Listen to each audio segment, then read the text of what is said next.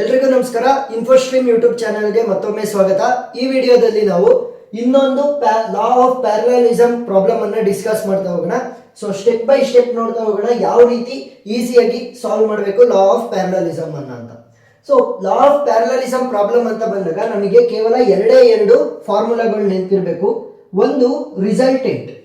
So resultant will be equal to root of P square plus Q square plus 2pq into cos theta.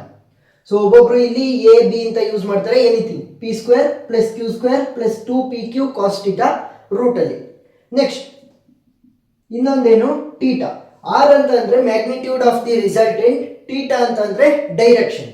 So theta will be equal to tan inverse of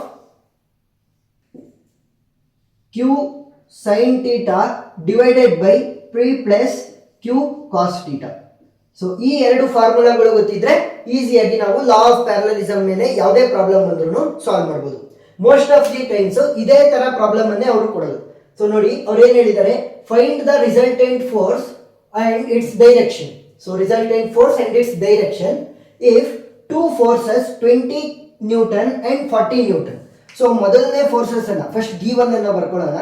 so given ಅಲ್ಲಿ ಮೊದಲನೇ force ಯಾವುದು 20 newton. So ಅದನ್ನ P ಗೆ assign ಮಾಡೋಣ. P is equal to 20 newton. Next ಎರಡನೇ force ಯಾವುದು, ಎರಡನೇ force Q ಅಂತ ತಗೊಳ್ಳೋಣ ನಾವು 40 newton. Next is acting along adjacent side. So adjacent side ಅಂತ ಅಂದ್ರೇನು, ಪಕ್ಕ ಪಕ್ಕದಲ್ಲಿರುವಂತಹ ಸೈಡ್ಗಳು of the parallelogram making an angle of 60 degree. So angle ಎಷ್ಟಿದೆ, 60 degree in between those two forces. So first ಏನ್ ಮಾಡಬೇಕು, ನಾವು ಡಯಾಗ್ರಾಮ್ ಅನ್ನ ಬರೀಬೇಕು ಪ್ಯಾರಲೋಗ್ರಾಮ್. ನೋಡಿ ಟೂ ಅಡ್ಜಸೆಂಟ್ ಫೋರ್ಸಸ್. ಒಂದು ಫೋರ್ಸ್ ಅನ್ನ ನಾನು 20 ನ್ಯೂಟನ್ ಅಂತ ತಗೊಂತೀನಿ. ಫಾರ್ ಎಕ್ಸಾಂಪಲ್ ಇದು 20 newton. P is equal to 20 newton.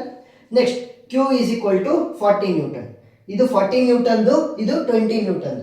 Angle between those two forces will be equal to 60 degree. ಈಗ ನಾನು ರಿಸಲ್ಟೆಂಟ್ ಫೋರ್ಸ್ ಅನ್ನ ಕಂಡುಹಿಡಿಬೇಕು ಅಂತ ಅಂದ್ರೆ ಈ ಪ್ಯಾರಲೋಗ್ರಾಮ್ ಅನ್ನ ಕಂಪ್ಲೀಟ್ ಮಾಡ್ಕೋಬೇಕು. ಸೊ ಕಂಪ್ಲೀಟ್ ಮಾಡಿ ಪ್ಯಾರಲೋಗ್ರಾಮ್ ಅನ್ನ. ಸೊ ಈ ರೀತಿ ನೀಟಾಗಿ ಕಂಪ್ಲೀಟ್ ಮಾಡಬೇಕು. ಸೊ ಇಲ್ಲೊಂದು ಪಾಯಿಂಟ್ ಅಲ್ಲಿ ಜಾಯಿನ್ ಆಗುತ್ತಲ್ವಾ, ಅಲ್ಲಿವರೆಗೂ ಲೈನ್ ಅನ್ನ ಎಳೆದು, so this will be the resultant. So resultant of these two forces ಆಗಿರುತ್ತೆ. ಸೊ ರಿಸಲ್ಟೆಂಟ್ ಸಿಕ್ತು. ನೆಕ್ಸ್ಟ್ ಥೀಟಾ ಅಂತ ಬರ್ದಿದ್ದೆ ಅಲ್ಲಿ. So it is not theta, it is alpha. Sorry. So ಇವಾಗ ಆಲ್ಫಾ ಏನಾಗಿರುತ್ತೆ, ಇಷ್ಟು the degree between the resultant force and one of the force. Resultant force and one of the force. So ಇವಾಗ ಯಾವ ರೀತಿ ಕಂಡುಹಿಡಿಯೋದು, ಮೊದಲನೇ step ಅಲ್ಲಿ ನಾವು resultant ಅಂದ್ರೆ ಮ್ಯಾಗ್ನಿಟ್ಯೂಡ್ ಅನ್ನ ಕಂಡುಹಿಡಿತಾ ಹೋಗೋಣ. ಮೊದಲನೇದು resultant R will be equal to root of P value ಏನು 20 ನ್ಯೂಟನ್. ಸೊ ಪಿ ಸ್ಕ್ವೇರ್ ಅಂದ್ರೆ 20 square plus Q square. So Q value ಏನು 40 newton. 40 square plus 2 into P value ಏನು 20, ಕ್ಯೂ ವ್ಯಾಲ್ಯೂ ಏನು 40. So P 2 into P Q into cos theta. So cos theta value ಏನು ಅವರೇ ಕೊಟ್ಟಿರೋ ರೀತಿ 60 degree, ಕಾಸ್ 60 degree. So ಇವಾಗ ಇದನ್ನ ಸಿಂಪ್ಲಿಫೈ ಮಾಡಿ ಕ್ಯಾಲ್ಕುಲೇಟರ್ ಅನ್ನ ಯೂಸ್ ಮಾಡಬಹುದು. ಸೊ 20 ಸ್ಕ್ವೇರ್ ಅಂತ ಅಂದ್ರೆ ಏನಾಗುತ್ತೆ, ರೂಟ್ ಒಳಗಡೆ ಇರಬೇಕಿದಷ್ಟು. 20 ಸ್ಕ್ವೇರ್ ಅಂತ ಅಂದ್ರೆ 2 2s are 4. So 400 plus 4 4s are 16. 1600 plus 2 2s are 4, 4 4s are 16 plus 20 ಇವಾಗ ಇಂಟು ಕಾಸ್ ಥೀಟಾ, ಕಾಸ್ 60 ಡಿಗ್ರಿ. ಸೊ ಸಿಂಪ್ಲಿಫೈ ಮಾಡಿದಾಗ ಇದೇ ರೀತಿ ಬರುತ್ತೆ.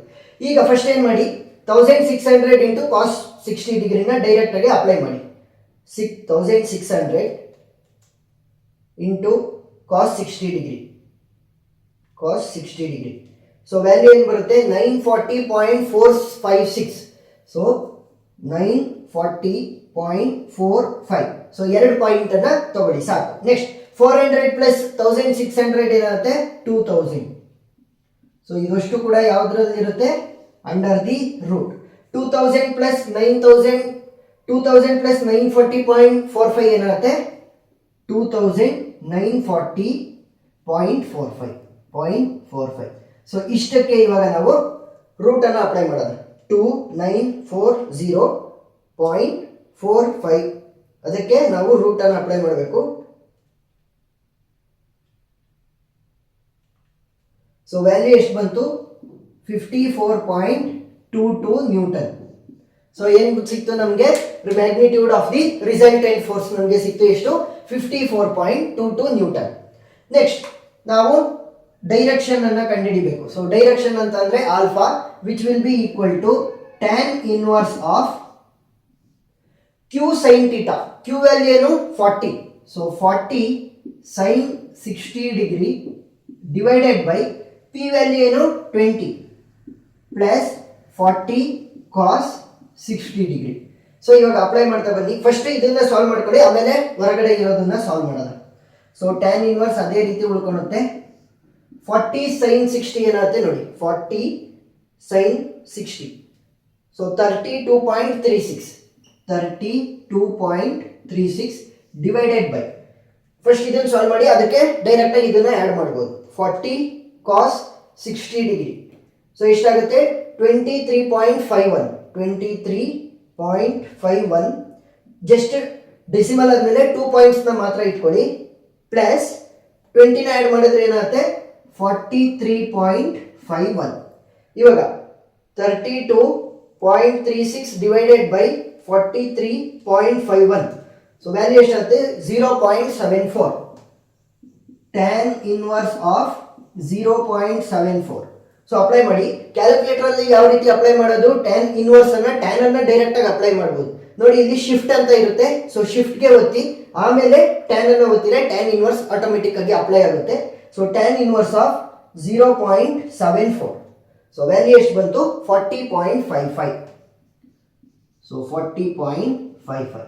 ನಾವು ಇವಾಗ ಡೈರೆಕ್ಷನ್ ಅನ್ನು ಕೂಡ ನಾವು ಕಂಡುಹಿಡಿದ್ವಿ, ಡಿಗ್ರಿ ಅಂತ ಬರೀದಿದ್ವಿ. ಸೊ 40.55 ಡಿಗ್ರಿ ನಾವು ಡೈರೆಕ್ಷನ್ ಅನ್ನು ಕೂಡ ಕಂಡುಹಿಡಿದ್ವಿ, ಮತ್ತೆ ರಿಸಲ್ಟೆಂಟ್ ಮ್ಯಾಗ್ನಿಟ್ಯೂಡ್ ಅನ್ನು ಕೂಡ ಕಂಡುಹಿಡಿದಿದ್ವಿ.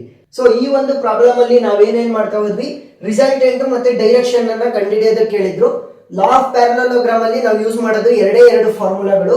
ಒಂದು ಮ್ಯಾಗ್ನಿಟ್ಯೂಡಿನ ರಿಸಲ್ಟೆಂಟ್ ಆಫ್ ದಿ ಮ್ಯಾಗ್ನಿಟ್ಯೂಡ್, ಎರಡನೇದು ನಾವು ಆಲ್ಫಾ ಅಂತ ಅಂದ್ರೇನು ನಮ್ಮ ಡೈರೆಕ್ಷನ್. ಸೊ ಎರಡರದ್ದು ಫಾರ್ಮುಲಾ ನಿಮಗೆ ಗೊತ್ತಿರಬೇಕು, ಅವಾಗ ಈಸಿಯಾಗಿ ಸಾಲ್ವ್ ಮಾಡ್ಬೋದು. ಅವ್ರು ಕೊಟ್ಟಿರುವಂತ ಎರಡು ಫೋರ್ಸಸ್ಗಳು, ಸೊ ಒಂದನ್ನ P ಅಂತ ತಗೊಂಡೆ, ಇನ್ನೊಂದು Q ಅಂತ ತಗೊಂಡೆ. ಅವ್ರು ಏನ್ ಹೇಳಿದ್ರು, ಆ ಎರಡು ಫೋರ್ಸಸ್ಗಳು ಅಡ್ಜಸೆಂಟ್ ಸೈಡ್ ಆಫ್ ಪ್ಯಾರಲೋಗ್ರಾಮ್ ಅಲ್ಲಿ ಆಕ್ಟ್ ಆಗ್ತಾ ಇದೆ ಅಂತ. ಸೊ ಅಡ್ಜಸೆಂಟ್ ಸೈಡ್ ಅಂದ್ರೆ ಏನು, ಪಕ್ಕ ಇರುವಂತಹ ಸೈಡ್ ಅಲ್ಲಿ. ಸೊ ಅವುಗಳನ್ನ ಅಪ್ಲೈ ಮಾಡಾದ್ಮೇಲೆ ಅವುಗಳ ಮಧ್ಯೆ ಇದ್ದಂತಹ ಆಂಗಲ್ ಎಷ್ಟು, making an angle of 60 degree. So ನಮಗೆ ಥೀಟಾ ವ್ಯಾಲ್ಯೂ ಗೊತ್ತಿತ್ತು. ನೆಕ್ಸ್ಟ್ ನಾನು ರಿಸಲ್ಟೆಂಟ್ ಮತ್ತೆ alpha that is the direction ಅನ್ನ ಕಂಡುಹಿಡಿಯೋದಕ್ಕೆ ಏನ್ ಮಾಡಿದೆ, ಕಂಪ್ಲೀಟ್ ಪ್ಯಾರಲೋಗ್ರಾಮ್ ಅನ್ನ ಡಿಸೈನ್ ಮಾಡಿಕೊಂಡು ರಿಸಲ್ಟೆಂಟ್ ಮತ್ತೆ alpha that is the direction ಅನ್ನ ಕಂಡುಹಿಡಿದ್ವಿ. ಸೊ ಜಸ್ಟ್ ಸಿಂಪಲ್ ವ್ಯಾಲ್ಯೂಸ್ ಏನ್ ನಮಗೆ ಸಿಕ್ಕಿದೆ ಅವುಗಳನ್ನ ನಾವು ಅಪ್ಲೈ ಮಾಡ್ತಾ ಹೋದ್ರೆ ಈ ಒಂದು ಫಾರ್ಮುಲಾಗಳಲ್ಲಿ ರಿಸಲ್ಟೆಂಟ್ ಆಗಿರ್ಬೋದು ಅಥವಾ ಡೈರೆಕ್ಷನ್ ಇನ್ನ ಫಾರ್ಮುಲಾದಲ್ಲಿ ಅಪ್ಲೈ ಮಾಡಿದಾಗ ನಮಗೆ ಫುಲ್ ಆನ್ಸರ್ ಸಿಗ್ತಾ ಹೋಗುತ್ತೆ. ಒಂದೊಂದ್ಸಲಿ ಏನಾಗುತ್ತೆ ನೋಡಿ, ಇಲ್ಲಿ ಫೈನಲ್ ಆನ್ಸರ್ ಅಲ್ಲಿ ಒಬ್ಬೊಬ್ರು ಏನ್ ಮಾಡಿರ್ತಾರೆ, ಡೆಸಿಮಲ್ ಆದ್ಮೇಲೆ 3 ಪಾಯಿಂಟ್ಸ್ ತಗೊಂಡಿರ್ತಾರೆ, ಡೆಸಿಮಲ್ ಆದ್ಮೇಲೆ 1 ಪಾಯಿಂಟ್ ತಗೊಂಡಿರ್ತಾರೆ. ಅವಾಗ ಸ್ಲೈಟ್ ವೇರಿಯೇಷನ್ ಅಲೋಡ್ ಇರುತ್ತೆ. ಏನಾಗಲ್ಲ, ನಿಮ್ಮ ಪ್ರೊಸೀಜರ್ ಮೇಲೆನೆ ಈ ಒಂದು ಕಾನ್ಸೆಪ್ಟ್ ಅಲ್ಲಿ ನಿಮಗೆ ಮಾರ್ಕ್ಸ್ ಅವಾರ್ಡ್ ಆಗೋದು. ಅಂದ್ರೆ ಪ್ರೊಸೀಜರ್ ಕರೆಕ್ಟ್ ಆಗಿ ಮಾಡಿದ್ದೀರಾ. ಯಾಕಂತಂದ್ರೆ ಫೈನಲ್ ವ್ಯಾಲ್ಯೂಲಿ ಸ್ವಲ್ಪ ವೇರಿಯೇಷನ್ ಆಗುತ್ತೆ. ಒಬ್ಬೊಬ್ರು ಡೆಸಿಮಲ್ ಆದ್ಮೇಲೆ 3 ಡಿಜಿಟ್ಸ್ ಅನ್ನ ತಗೊಂಡಿರ್ತಾರೆ, ಒಬ್ಬೊಬ್ರು ಡೆಸಿಮಲ್ ಆದ್ಮೇಲೆ 2 ಡಿಜಿಟ್ಸ್, ಒಬ್ಬೊಬ್ರು ಡೆಸಿಮಲ್ ಆದ್ಮೇಲೆ 1 ಡಿಜಿಟ್ ಅನ್ನ ತಗೊಂಡಿರ್ತಾರೆ. ಒಬ್ಬೊಬ್ರು ಏನ್ ಮಾಡಿರ್ತಾರೆ, ಡೈರೆಕ್ಟ್ ಆಗಿ ಏನ್ ಕ್ಯಾಲ್ಕುಲೇಟರ್ ಬಂದಿರುತ್ತೆ ಅದಕ್ಕೆ ಮಲ್ಟಿಪ್ಲೈ ಮಾಡಿರ್ತಾರೆ. ಸೊ ಅವಾಗ ಏನಾಗುತ್ತೆ, ಸ್ವಲ್ಪ ಸ್ಲೈಟ್ ವೇರಿಯೇಷನ್ ಆನ್ಸರ್ ಅಲ್ಲಿ ಆಗೇ ಆಗುತ್ತೆ. ಸೊ ಅವಾಗ ಏನ್ ಮಾಡ್ತಾರೆ, ನಿಮ್ಮ ಪ್ರೊಸೀಜರ್ ಕರೆಕ್ಟ್ ಇದ್ರೆ ಫುಲ್ ಮಾರ್ಕ್ಸ್ ನ ಕೊಡ್ತಾ ಹೋಗ್ತಾರೆ. ಸೊ ಸಿಂಪಲ್ ಆಗಿ ಅರ್ಥ ಮಾಡಿಸಿದೀನಿ. ಇನ್ನೂ ಜಾಸ್ತಿ ಪ್ರಾಬ್ಲಮ್ಗಳ ಲಿಂಕ್ ಅನ್ನ ಡಿಸ್ಕ್ರಿಪ್ಷನ್ ಅಲ್ಲಿ ಕೊಟ್ಟಿರ್ತೀನಿ, ಲಾ ಆಫ್ ಪ್ಯಾರಲೋಗ್ರಾಮ್ದು, ನೀವು ನೋಡ್ಬೋದು. ಏನಾದ್ರೂ ಡೌಟ್ ಇದ್ರೆ ಕಮೆಂಟ್ ಸೆಕ್ಷನ್ ಅಲ್ಲಿ ತಿಳಿಸಿ. ವಿಡಿಯೋ ಇಷ್ಟ ಆಗಿದ್ರೆ ಸಬ್ಸ್ಕ್ರೈಬ್ ಆಗೋದನ್ನ ಮರಿಬೇಡಿ. Thank you.